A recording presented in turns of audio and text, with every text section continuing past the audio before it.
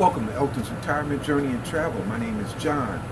In this video, I wanted to talk about how I saved $100,000 in my retirement plans and my money market account over a 6-year period.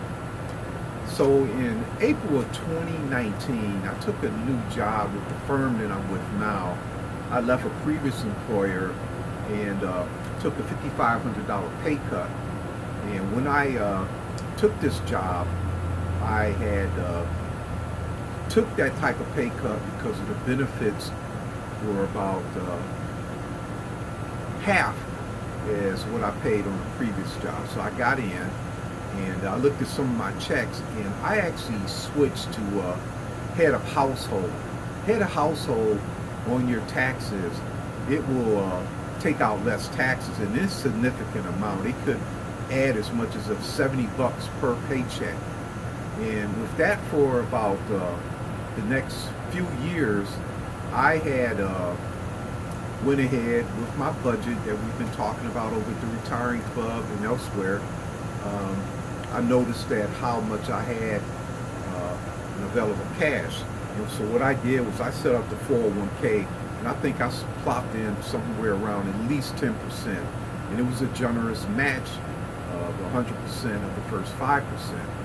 Plus there was a bonus structure, and I had elected to put a percentage of that into the retirement plan.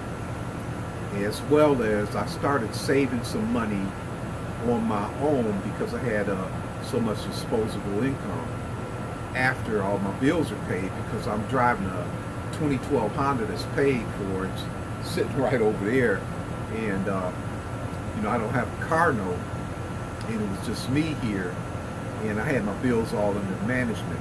So what I wound up doing was, I think I started plopping away somewhere like about $10,000 to $12,000 per year, and I did that for a number of years. And of course I worked these part-time jobs, and I had more cash coming in that way.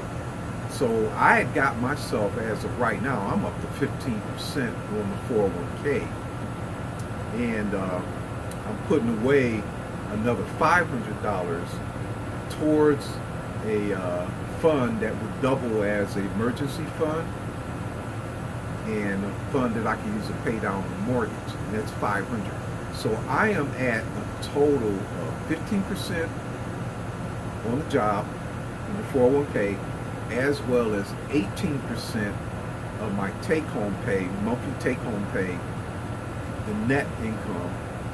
And so if you add the 18 and 15 up, that should put me at about 33% of my income that's going in. And it had been like that for about the last 4 years.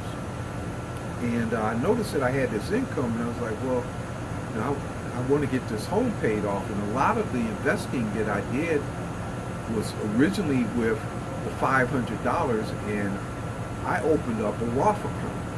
And in that Roth account, I picked 2 funds that were very, very, very low in the average share price, known as the net asset value, the mutual fund price. One of them was MDFOX, and the other one was ROGSX, Red Oak Technology, and I think the other one is PGKZX something, but it's a PIMCO technology fund. So these are all aggressive, they're in technology, and I just started putting money away in those at $500 a month. I put $500 in the MDFOX.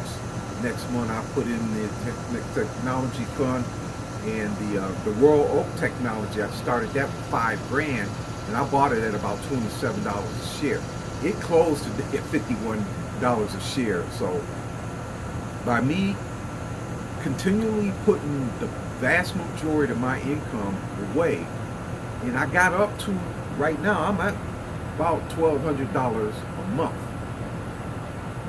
consistently, and my records show that I'm pumping away about $14,000 per year.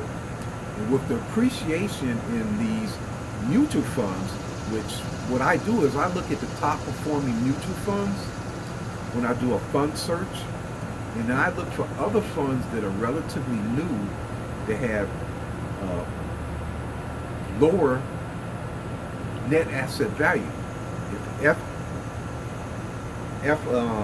FX AIX, the one over at Fidelity index fund, is trading at $210, I'm looking for one with the same investment mix at less than $25. And I found one. It's the Fidelity Zero S&P 500 index, but I'm not in that right now. But that's my strategy, and with that and the appreciation in the value, I was able to accumulate $100,000 of new money over the last 6 years, which brings us up to date. And that's something that I wanted to just mention out there. So if you're the type of person, you're like, look, I know I got this money, I can either blow it or I want to invest it, you know, picking out some mutual funds and consistently investing over a few years, you pick the right ones and they pop like they're doing now, you're going to come out really, really well. So that's how I went ahead and was able to accumulate $100,000 in new money. And this new money has been divided between the Roth and the 401k. Because I'm so close to retirement, I'm not putting any money in the high-end equities anymore at this time, other than the financial services over at Fidelity that I went over at the retiring club. That fund will now get the lion's share of my money that used to go in the technology fund. The technology fund was earmarked to have $20,000 in for me to travel to Asia, and it hit $20,000 today. So I'll just leave that there, but there's still $1,000 that I had planned on contributing because I wanted to hit that earmark as time went on towards retirement. So I'm in really, really good shape right now. But I just wanted to come on and say that, hey, if you're getting close to retirement, you need a little bit more money, you can do it, but you got to keep those expenses down, and you got to keep them real low, and be consistent with it. You know, it's not fun being here in Atlanta and you're working. I'm going on 7 days next week. I work the Beyonce concert Sunday, 5 days at the firm, and then I got a Saturday event. That's 7 days.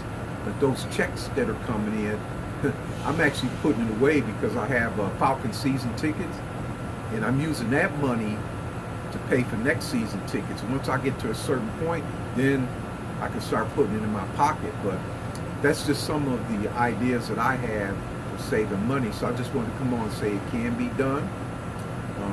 Over at the Retiring Club, we cover everything from how to open up an account with Fidelity or one of the other firms. We do some searching, how to do a fund search, and look at the ticker symbols and track everything.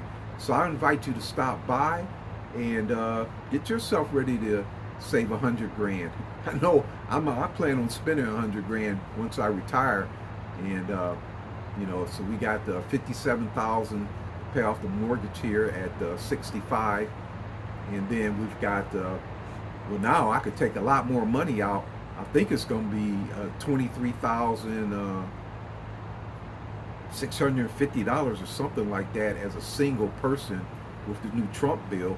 And that's with my pension and my part-time money. Whew, I am in really, really good shape once the mortgage is paid off. And that includes the Medicare. I will have more walking around money than I do now, which I allocate myself $100 a week. So I'm looking forward to it.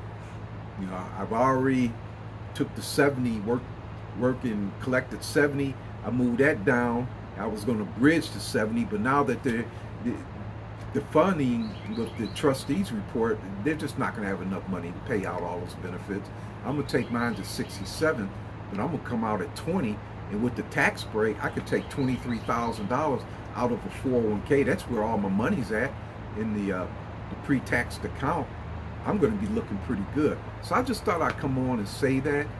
You're with John, and this is Elton's Retirement Journey and Travel, and I'm also the host of the Retiring Club. just put out a video yesterday. You might find it pretty interesting, and just encourage you to, if you like this video, go ahead and subscribe, give me some likes, leave some comments. Got a couple seminars coming up, and one of them is going to be on Social Security, so if you got anything I can present to them, let me know. John, and I am out. Thank you.